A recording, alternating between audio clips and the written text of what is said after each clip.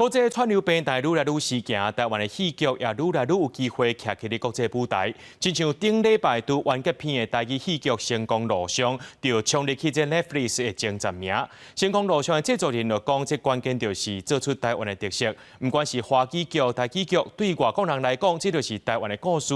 语言不是阻碍，颠倒互人知影讲台湾有关有台语这个语言。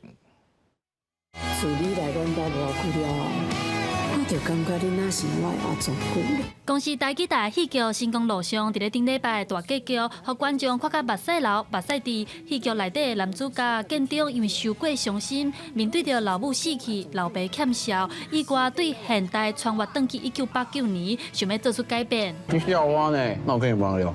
这出戏剧也拍破大家对台语戏剧印象，和台语8点档无同，是请偶像剧演员郭雪芙和李清彬来做演出。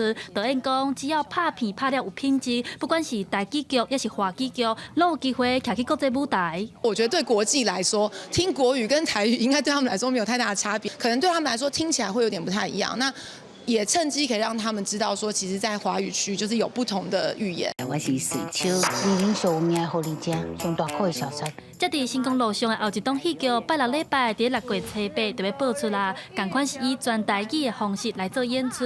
三个伫学生时期感情就真密切的好朋友，面对着要50岁人生，有人要未结婚，有人搁咧做人的第三者，有人互生活逼甲真忝，干那想要转去厝里休困。故事就发生伫咧中华二林镇，导演讲要互大家爱看台语剧，就是爱贴近生活，找到观众的共鸣。咱这回故事是发生在中华二林的所在，所以有足多不如葡萄酒啊，也有二林高中内底拍 boxing 的内底一寡背景。